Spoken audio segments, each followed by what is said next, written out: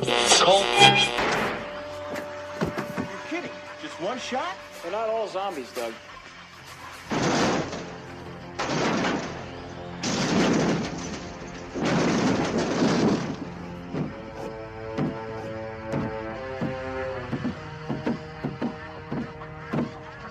How do you fight this thing? Maybe we could drown it in A1 sauce. Well, sometimes that is better. The person you put up there ain't the person that comes back. It's a dance song to get down with. About 6 feet under. Get there. Ooh, I love this song.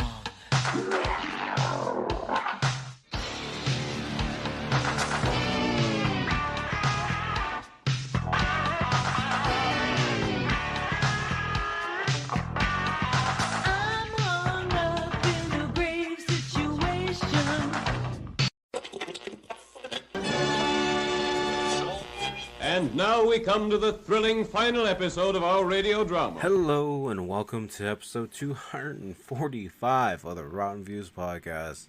Thank you everyone for showing up to this episode. Hopefully I didn't scare you off from the last two episodes, because I know the last movie was horrible and the one before that wasn't great either. But the last movie, Mr. Galactic, in my opinion, was not a fun movie at all, and it was a little bit of a trek to get through. But with that being said, if you're a new listener, I appreciate you guys showing up for this episode. If you're a returning listener, thank you for showing up, and hopefully you'll enjoy this episode a little bit more than last week's. This week's episode, I know it's not a great movie. It's a wacky, silly, stupid movie, but that's what you get when you get a Leprechaun movie. Because this week, if you guys haven't looked at the title already, I'm assuming if you're a new listener, you probably searched this movie up, and good on you for liking bad movies. We're watching Leprechaun 4, Lost in Space. It's a Leprechaun movie in space. You know, it's that whole horror trend where everything had to be in space. Because it totally makes sense to have a leprechaun chasing his pot of gold up in a spaceship. But that's besides the point. Before we get into the movie at hand too much, let's do a little bit of housekeeping like we like to do each and every single week.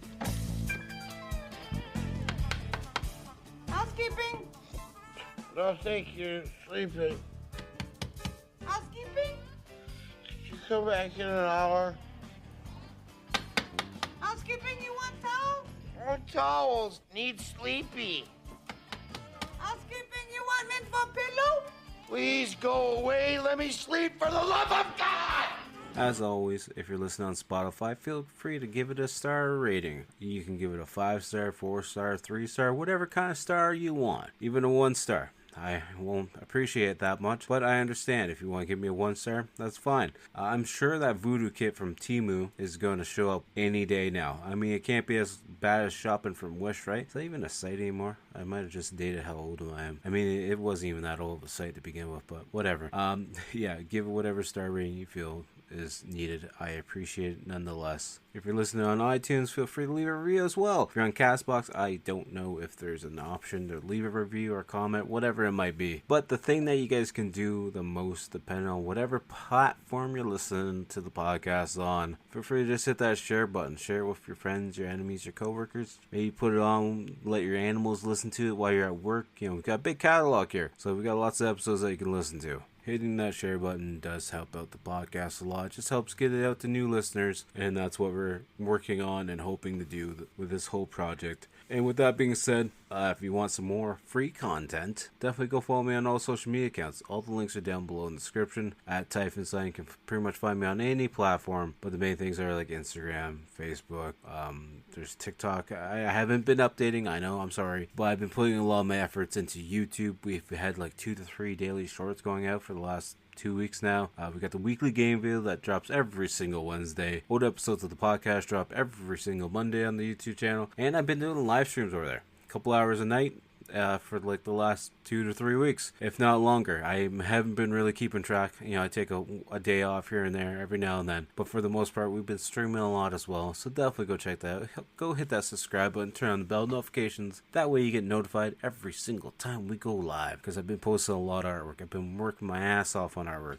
And with that being said, I don't want to say too much about it right now, but we will be having a new project starting up sometime this summer. I'm not going to give a date because we really don't have a date yet. Working out the logistics and everything else, all the marketing and whatnot.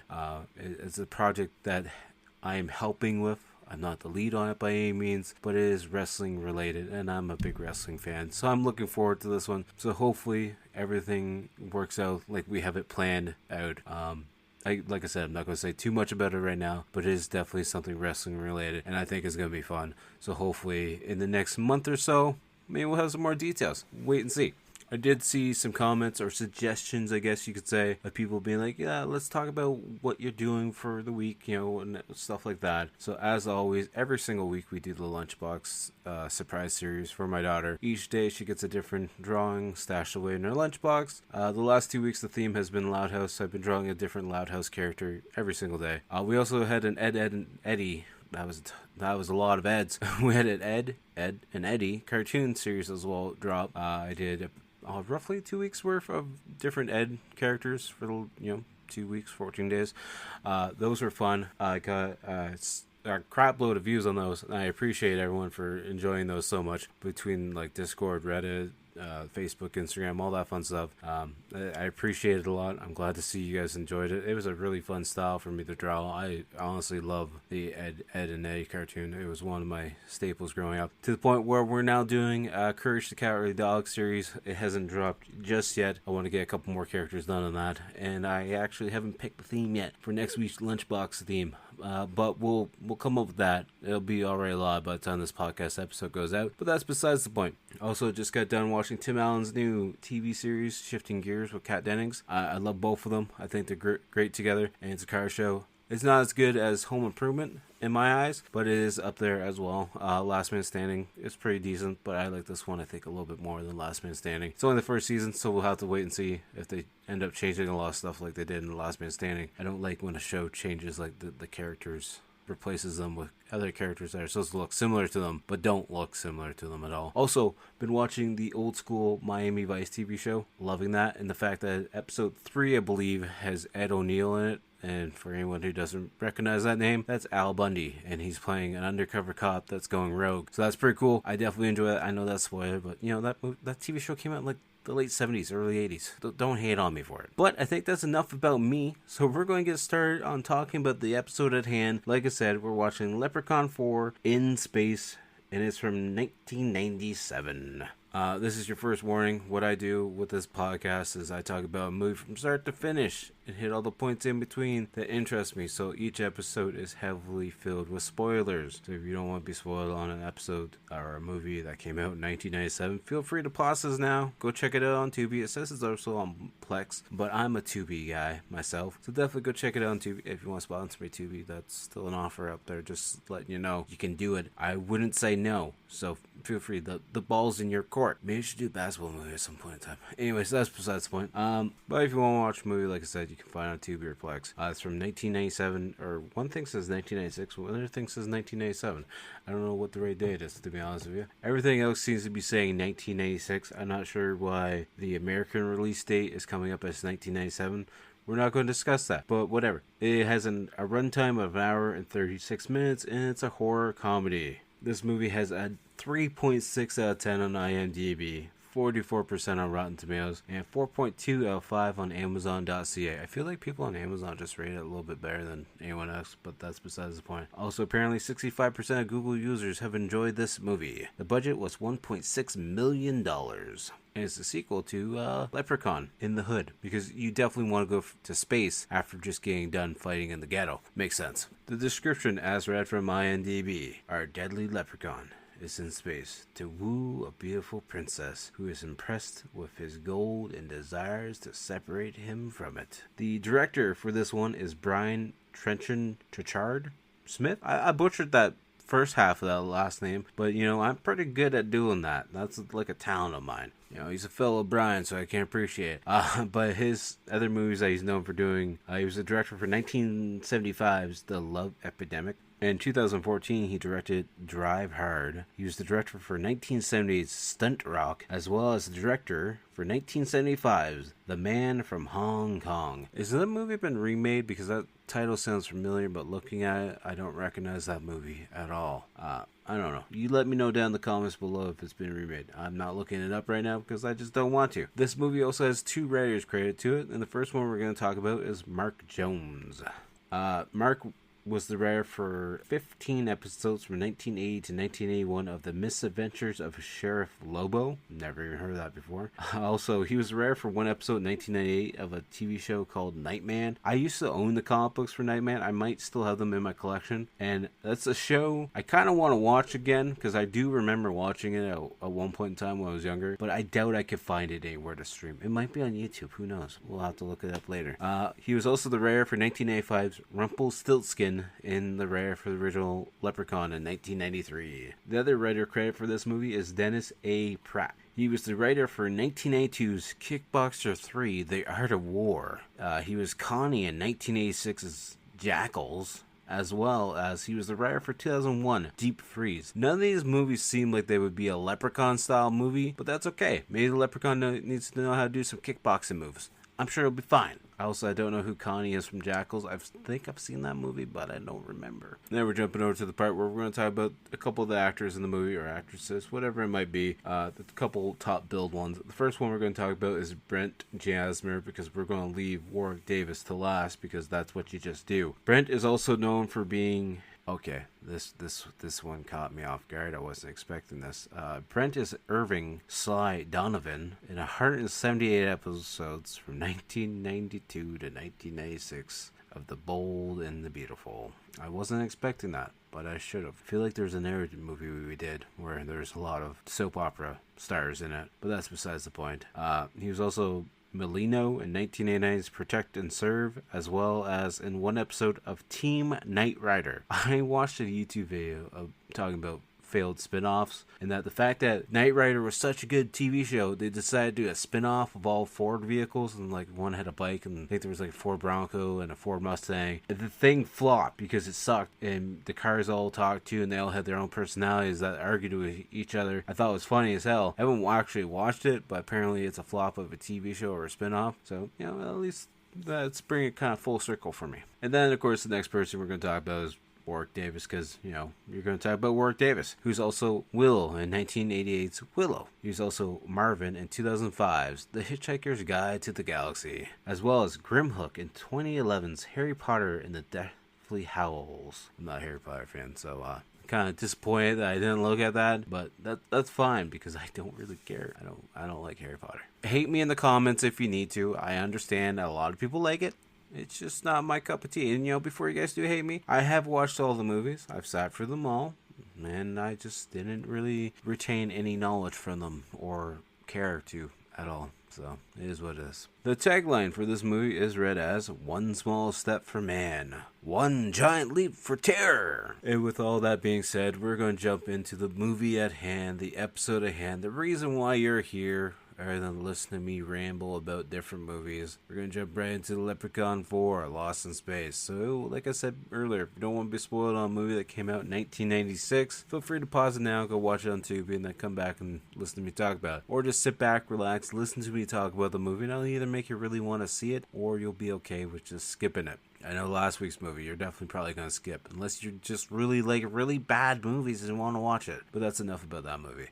As always, you know, if you're at home, get comfy, sit back, relax, listen to this. You know, maybe it helps you sleep. I don't know. I don't know why anyone listens to the podcast.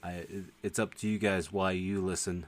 Let me know down in the comments if you want to. Let me know why. I appreciate the support, though. But if you're at work, hopefully this is helping you get through the day. And if you're listening in the car, just keep your eyes on the road. That way everyone gets to where they're going safely and soundly. We want to make sure everyone makes their way home or to work or to the grocery store, whatever it might be. Thank you again for showing up to a new episode yet again, and I appreciate you guys so much. And we're going to get started on the movie at hand right now. Presents Saturday Night at the Movies, the television series which each week brings you the finest in recent motion pictures. Tonight, Small though I am, mighty is my spirit when bloody battle calls. Come at me with what you will. Shoot me. Stab me. Kill me 100 ways. Take this bastard out! Still I fight on. I am a thousand demons from hell. Hot stuff coming up. I am eternal as the sun. This barbecue's only just begun. Death and destruction are my game. Simply splashing agony is my game.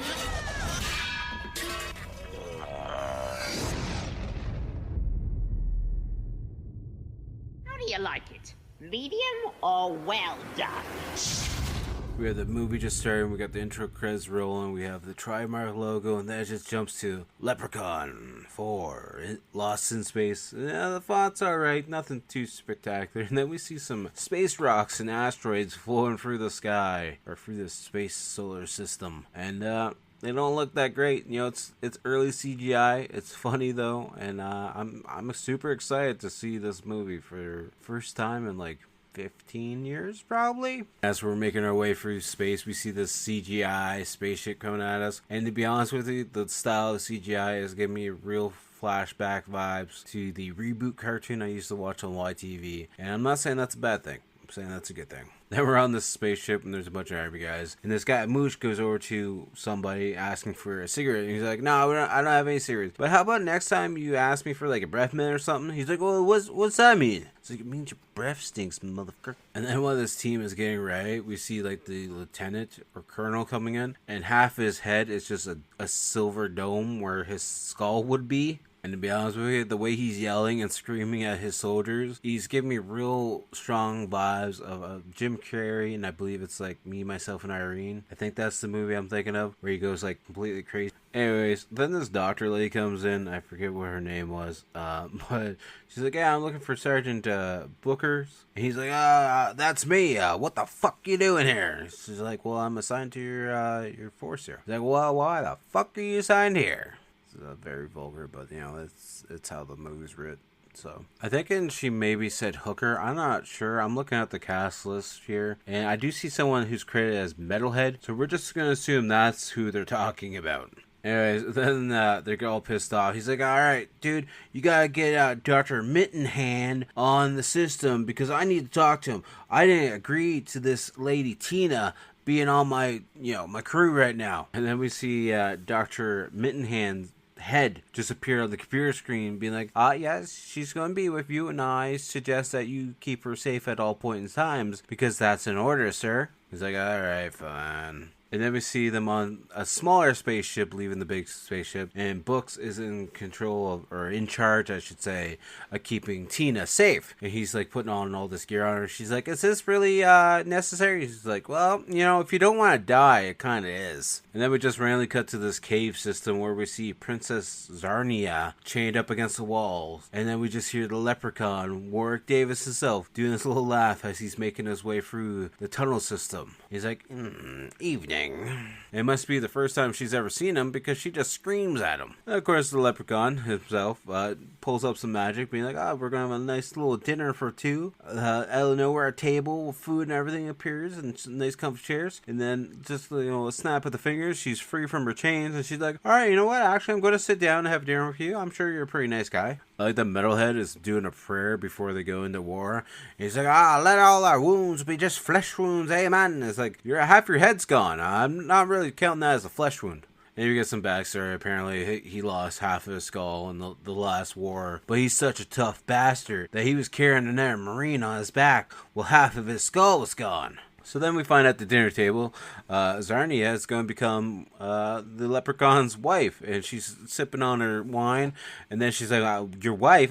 Do you not know that I'm a king, or the daughter of a king, and you're a leprechaun thing? That kind of can't work out, two can't go together. He's like, I'm going to marry you, and your blood's going to make me a king, so I'm going to be a leprechaun king. And, well, you're stuck down here anyway, so there's nothing you're going to do about it. So they land on this planet where there's a bunch of purple lightning flashing all over the place, and the one guy's like, it's some kind of weird look planet. It's kind of destroying everything. He's like, Metalhead's like, I've seen worse. You ever seen Detroit? Let's throw a little throwback joke to how bad Detroit looks, and still does. I've seen lots of abandoned videos, and Detroit does not look good. Anyways, then we cut back to the dinner table, and Zarnia is not too happy with the Leprechaun to the point where she's like, I'm never going to marry you. I'm just going to keep hitting you in the head with some buns and walk away. So then the Leprechaun's like, you know what, Zarnia, I can make you rich. I can make you so damn rich, beyond all your desires. She's like, all right, let me hear it, because now you got my attention, because all I want to be is a gold digger. So then the Leprechaun's like, I'll give you as much power as you want. I'll give you as many jewels all across the universe that you need. And then we see the army guys working their way through a cave system, and this blue monster kind of like comes at them, and the army guys just shooting at him, screaming. And I think the Leprechaun kind of hears it, and he's like, I wonder what that is. And of course Metalhead's like, oh, great job, Lucky. Now the whole damn colony's gonna know that we're here. We're supposed to be silent about this, but everyone, let's split up and go down different pathways in this tunnel system. So then one of the soldier guys is going down the one pathway and comes to the table that has all the gold and everything on it. And he starts touching, and the Leprechaun, of course, is gone, and so is Zarnia at this point in time. So he takes off his helmet and starts loading up his helmet of gems and diamonds and gold. So then the Leprechaun comes up behind him with his little shillelagh stick, but then it turns into a lightsaber, and he just starts wailing on him.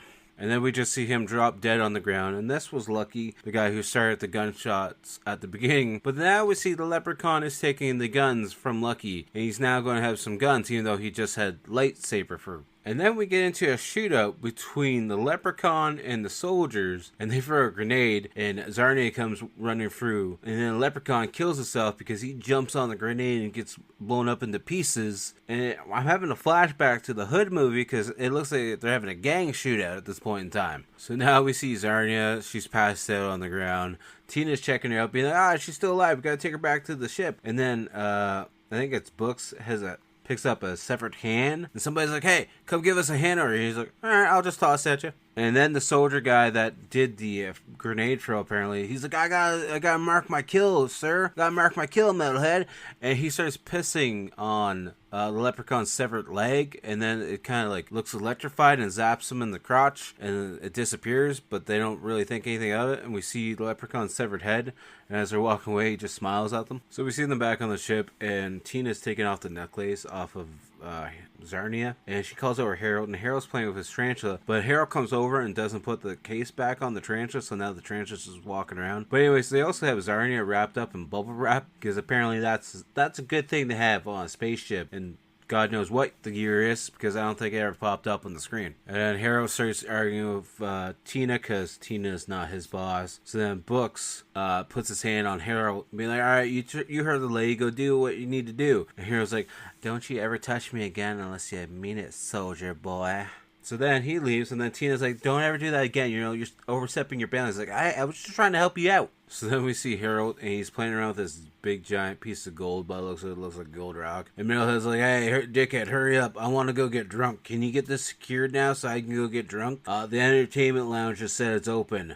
It told me I should drink with moderation, but I just want to go get wasted. So then Dr. Mittenhand comes on the computer screen saying that Metalhead and his crew have to stay on the ship to do security until they can transport Zarnia and the gold to where it's going. And Metalhead's like, our contract ends at midnight. Actually, I'm gonna have to say that's negatory. And Mittenhand starts yelling at him, and Metalhead's just like, alright, well, I guess we're gonna stay here then, because you're being an asshole. So we see a couple of the military guys. They're all sitting at a table, they're drinking, having some fun. One of the other guys is dancing with one of the girls on the dance floor, and they scoot off to the waste disposal area to, get it on.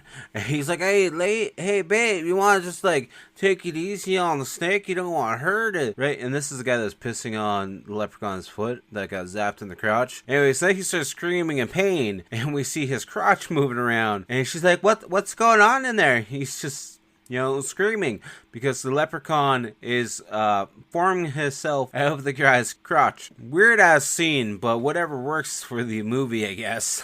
So the Leprechaun just jumps out of his crotch and, goes to run away a little bit. And the guy is dead. And then she picks up his gun. And then we have a standoff between the Leprechaun and the girl. And she's like, you better hold it there, little lady. I'm a sheriff around here. I'll shoot you. And he shoots the gun right out of her hand, and she just runs away screaming. So we see Tina coming in, sitting down at the bar. So then Books goes over to the doctor asking how the casualty, Princess Zarnia, is. And she's like, she's doing okay. We can't save her hand, though. So we find out that was actually her hand that he threw down at the people asking for a hand up. So we see Books having a little bit of an argument with Tina. He's getting very offended because, she's talking to him in a way that he doesn't really appreciate. And he keeps thinking that she's calling him stupid, but she's not really doing it. He's like, you know what? I'm actually going to get up and go walk away. And she's like, yeah, maybe come back when you're, thinking a little bit better, maybe, when you're not being a jackass. So we see the Leprechaun still working through the back of the ship, trying to chase down that lady. He actually tackles her to the ground and starts choking her. He's like, you really don't like me, do you? And she just sacks him, like, right in the crotch with the knee, and we hear that typical metal ding sound, and he starts grabbing his privates, being like, oh yeah, that's a good shot. That's a real good shot. Then we see our man Harold going back in to check on Zarnia, and we can see, like, a new hand seeming to be, like, forming where her old hand was. Anyways, Harold starts, like, licking and sniffing her feet, and making his way farther up her, legs to your belly, and starts sniffing what looks to be your belly button. He might be kissing it. I'm not really too sure, but then that computer screen comes behind him, and it's Dr. Mittenhand. He's kind of just watching Harold, being like, what the hell are you doing? And then Harold looks at her hand, and he's like, oh, that's impossible. You regrew a hand. You regrew a limb. What the hell's going on here? And Dr. Mittenhand's like, no, it's not impossible, Harold. And Harold's like, oh, you've been watching the whole time. I wasn't actually doing anything to her at all. It might look like I was, doing some things, but I actually wasn't. I wasn't, I swear. So they finally get to where Buddy is dead because, Leprechaun came out of this crouch. And he's like, oh, well, it's going to take a little bit more than a Band-Aid to fix him up. And they're like, all right, we're going to go in the waste disposal area. And Tina's like, you can't go in that section of the ship, actually. And Metalhead's like, I can go wherever I want, lady. So then we see Books and Mooch going into the decontamination chamber on their own, and they're splitting up because that's the thing you do in a horror movie. Anyways, because only two of them are going in just in case, because they're looking for the Leprechaun. And then we see the Leprechaun's actually in one of the decontamination suits as well, and he's kind of just lurking around behind the fog area, or toxic fumes, whatever it might be. Just looks like a lot of steam coming off of everything. So then Books is, walking around asking how Mooch is doing. He's like, yeah, I'm good. So then Books decides to grab a random chain and looks up, and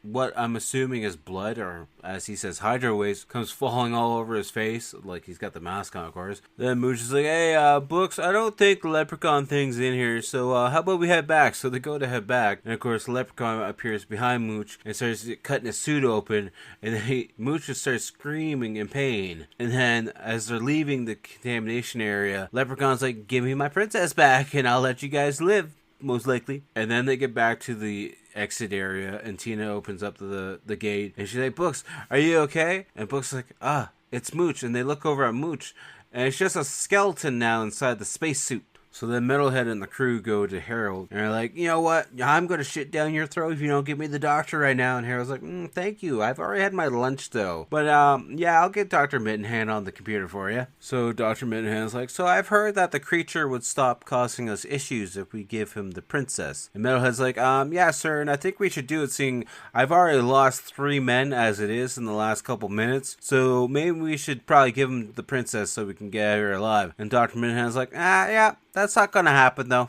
So Metalhead doesn't like that answer, so he's like, you know what, in a couple hours at midnight our contract's up, and when that time comes we're gonna get on our little shuttle and we're gonna get the hell out of here. So the Leprechaun kills you, it's on you. So then Dr. Mittenhand's like, no one leaves this spaceship without my permission, and they go to walk away, and then Dr. Mittenhand finally appears, and he's half of a body, not even a quarter of a body. He's a head and a torso and an arm on this computer machine that kind of just rolls around. And Harold's like, Doctor, you look much taller in person. So Dr. Mittenhand's like, yes, Tina's doctor. See, I'm still the right intelligent man I always was. I'm just a little bit different. And then he starts getting pissed off at Metalhead because of their argument. And he starts smashing the computer system that he rides around on. So then he starts to short circuit and starts shaking all over the place. So then he fixes himself. He's like, yes, as I was saying, I have a plan. And I'm going to extend your contract, so you have to deal with the Leprechaun.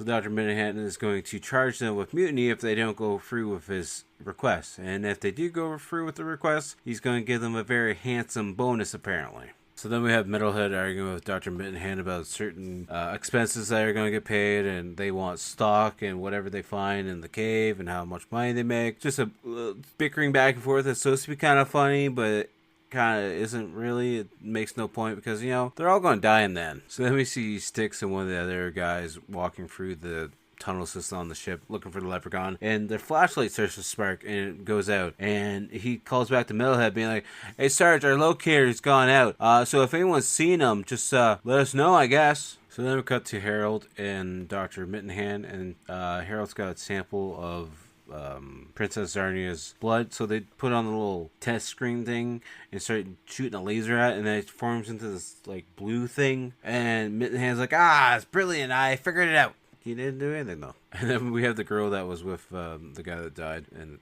with the crouch version of the Leprechaun, and she's like, "Metalhead boss, do you think he died because of me?" And Metalhead's like, "Well, what do you mean?" She's like, "Well, I'm the one that gave him the boner that kind of is what killed him." He's like, "Nah, he wouldn't want to go out like that. That's a real soldier way of going out. That's a real man's way." And then we see Styx and his other guy going down this tunnel system, and Styx is making some like racist comments about like the old days, being like, "All right, Mr. Dales, come on, let's go. Sure is mighty dark down here. Oh, better get our feet a moving. Don't want to get no whipped." So then we see Books and Tina in the engine area room of the ship, and apparently the sonar is going off saying the Leprechaun's there. So then Metalhead starts to head that way. He tries to call for Styx and his partner to get over there as well, but there's no static, there's no sound coming through Styx' headset at all. So we're going to assume that they're probably going to be the ones to die next. So then the sonar starts beeping louder and louder, so then Books goes to turn around to look in that direction, and then the Leprechaun makes some handcuffs appear, and now Books is handcuffed to a bar. The Leprechaun starts joking with them about how they're cooked and that their buns are going to be cooked to a crisp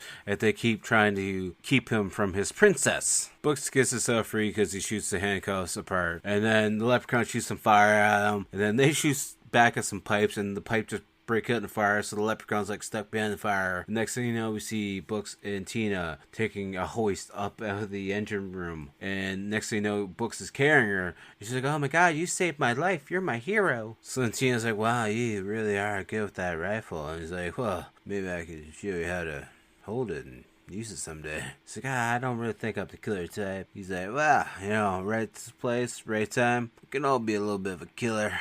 So then we see Styx, and we find out what the other guy's name is. His name is Danny, and they're working their way farther through this tunnel system. And Danny's like, "You know what? I told you, Styx, we should never came down here. I'm getting scared." And then we hear the Leprechaun laugh. So then Danny just takes off running. He just takes off. And Styx just standing there and be like, "Danny, where you go? You gotta have my back, man." And of course, the door that Danny goes through closes on Styx, and Styx is like, "Hey, Danny, you gotta open up the door. My light went out. Danny, come on, this is an order. You gotta open up the door, man." And then we see Danny walking away, and then a computer screen appears, and we have Leprechaun on it talking about work safety, and he's got a construction hat on, and then he takes scissors and cuts off 2 of his fingers, and then he sets them on fire, being like, "This is how you gotta, fix the wound." So then Danny starts talking to the Leprechaun, because the Leprechaun appears in like a tunnel behind him. He's like, "I don't want any trouble with you. I don't want to hurt you. I don't want any issues." And the Leprechaun's like, "I could actually use your help. I'm not actually after you. I'm just after my princess. And I'm just actually over here behind these pipes. Just, don't know if I could trust you though." So Danny starts walking over there with his gun, ready to shoot at him. So Leprechaun's like, "Danny boy, where are you?" And Danny's like, "I'm right here." So then Leprechaun hits a button, and this giant crate just comes down and crushes Danny. Then we cut back to Harold and Dr. Mittenhand, and they're pulling out the blood of Zarnia.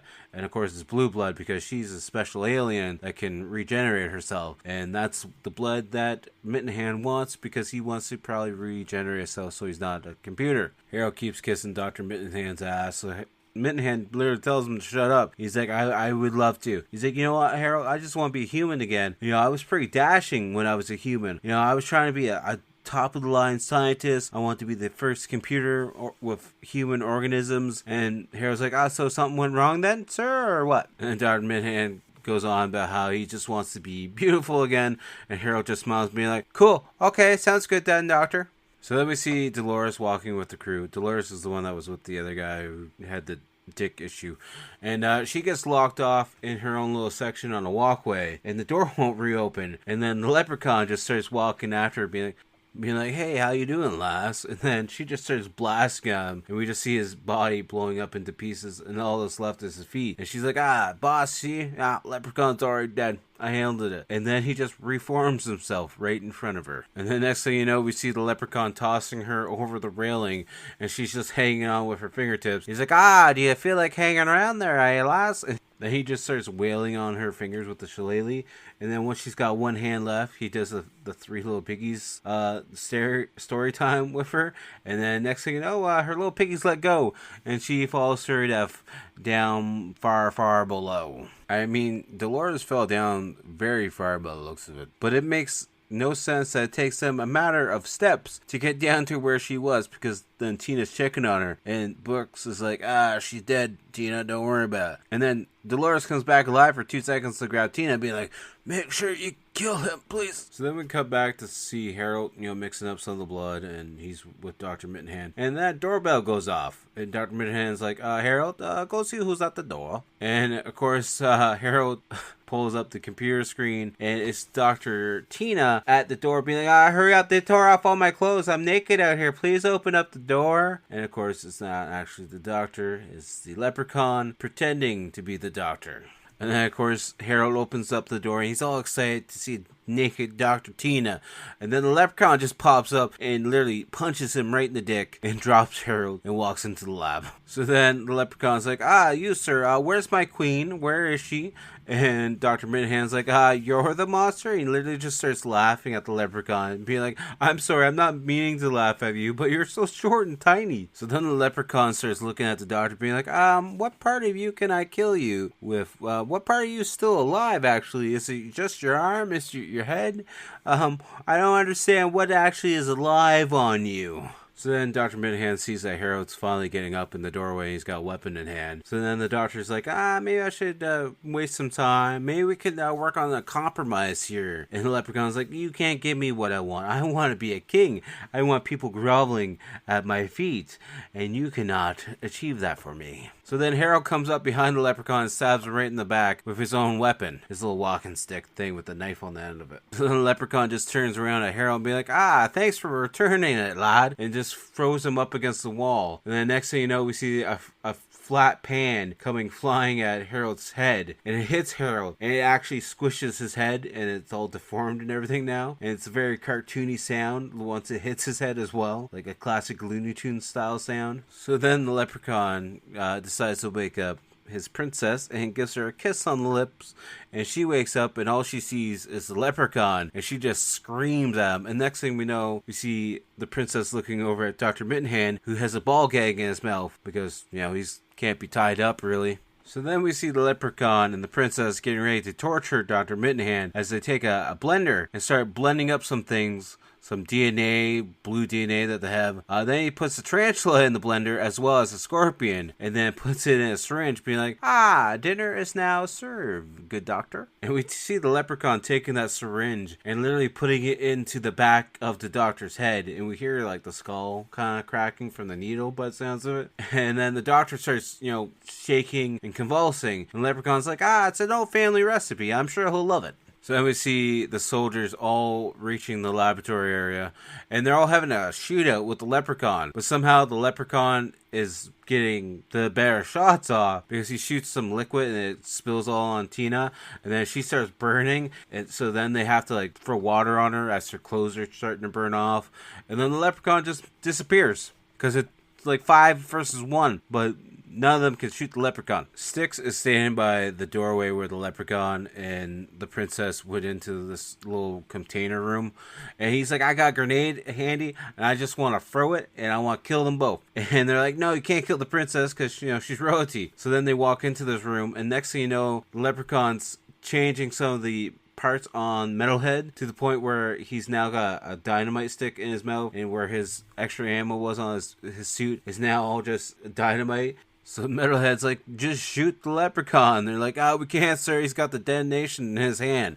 And then the princess is like, this is going to be your fate. And she just flashes them, being like, this is your fate. See, your fate is right here, and I'm going to torture you guys. And Styx is like, can you hurt me first, please? And now the Leprechaun is giving Metalhead some orders and acting like his general. And Metalhead just listens to him and taking off. So I'm assuming he's kind of like brainwashed now at this point in time. And then as they leave, Tina's like, boys, don't get too excited. When a princess of royal blood like that on their planet shows you their boobs, it means it's a death wish and you guys are going to die. Styx is like, alright, well, that doesn't seem like too bad of a death wish, to be honest with you. And then as they're leaving the room, we just see that metal casing where Dr. Mittenhand was attached to and the ball gag, and apparently he melted away into pieces. So then the princess is debating what they should do to these soldiers, and she mentions one thing about having these dogs on the planet rip them apart. Anyways, then they cut to the entertainment room, and Leprechaun has a plan for Metalhead. Metalhead is now in full drag attire dancing on the stage, and the other guys come in like,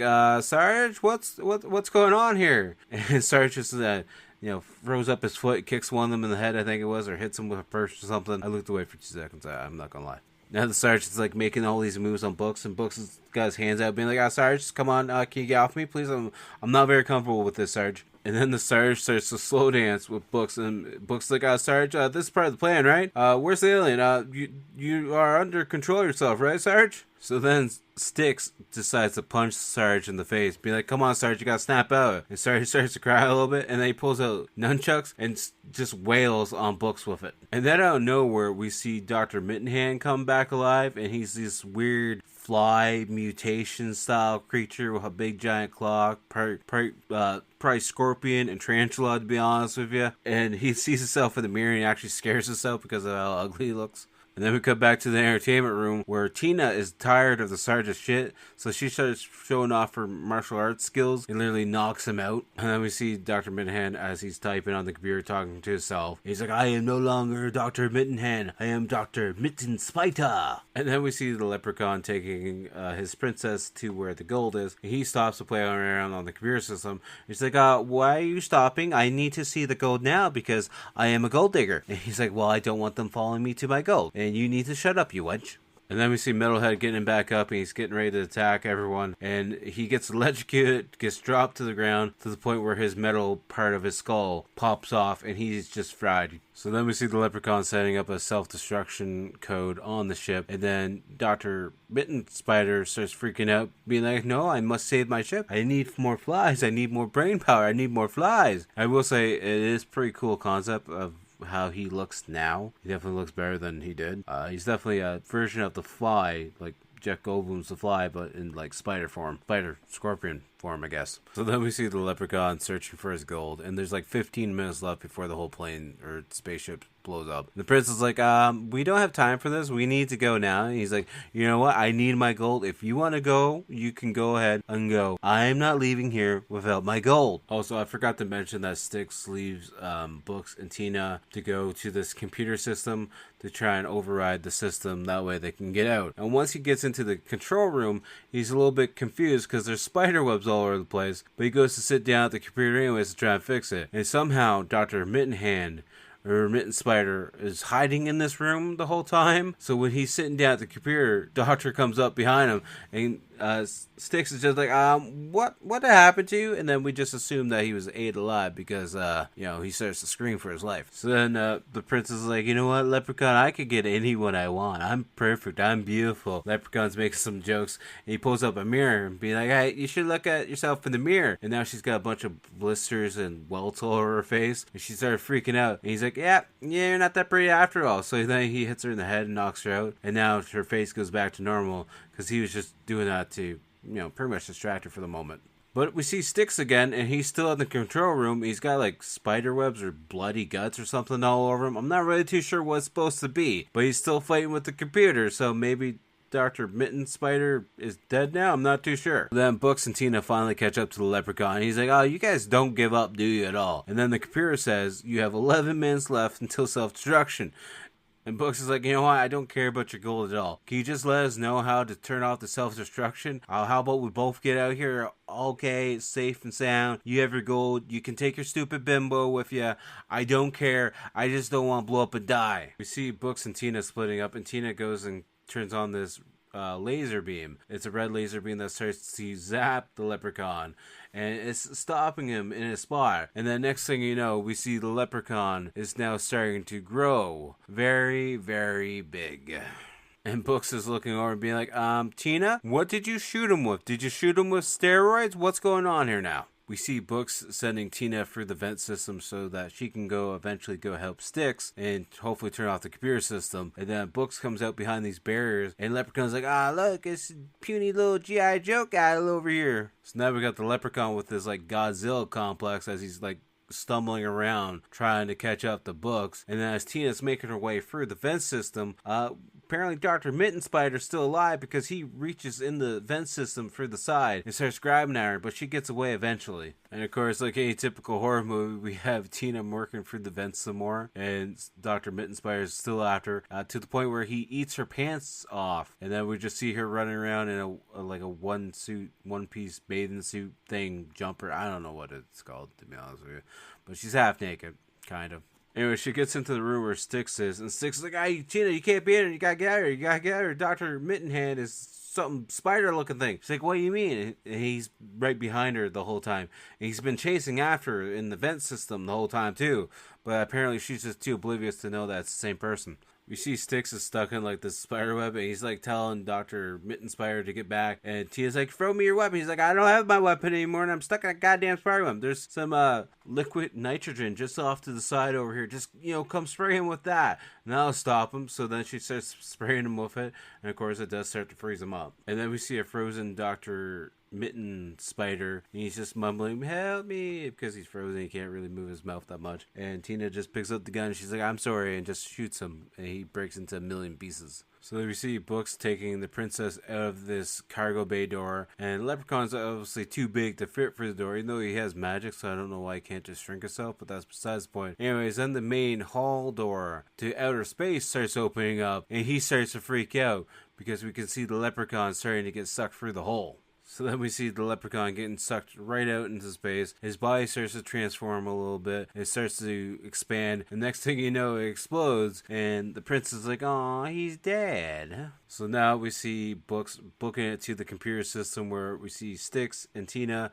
trying to figure out the passcode to turn off the detonation. And it's counting down 10 seconds. And at the last second, they finally get it and turn off the system. So then Tina just jumps into Book's arms, starts making out with him. It's like, all right, damn, I guess I don't get anything. And then we just see the Leprechaun's foot flying around in space outside the spaceship. And then we see his hand, and the hand gives a middle finger to them. And Books is like, same to you, pal. And that's literally how the movie ends. The credits start to roll, and the movie is over, and that's all she wrote. This is a typical Leprechaun movie. It's not great. It's not horrible by any means. On the rotten scale, though, I'm going to give it a 4.5 out of 10.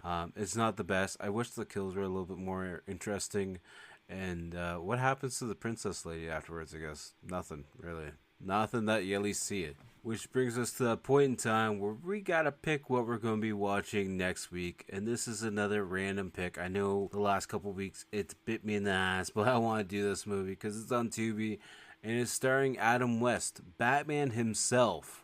This one is from 1987. It's got an hour and 24-minute runtime. It's a horror movie, and it's called Zombie Nightmare. I think I've heard someone talk about this movie once, and it's not that good, but that's okay. I like zombie movies, and I've been in a zombie kick on stream lately, playing a bunch of different zombie games, so definitely go check that out. But I'll put that plug a little bit later. It's at the beginning of the podcast anyways. But we're going to be watching Zombie Nightmare next week, so hopefully it's a fun one, and hopefully you guys will tune in for that one as well. As always though, make sure to check out the outro band, Toronto-based horror band Blood Opera. All their links are down below, but find them on Amazon Music, SoundCloud, Spotify, Facebook, Instagram, pretty much anywhere and everywhere. And as always, check out all my social media links down below.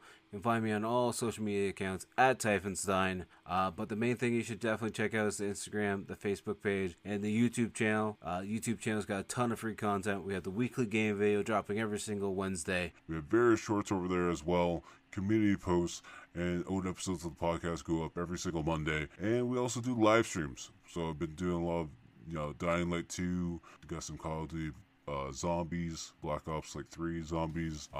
There's Dead Island 2, a bunch of different games all over the place. So it's a lot of free content, so hopefully you guys will find some stuff there you enjoy as well. Until next time, I'll talk to you guys all later. Peace! I am a whisper in the cloud.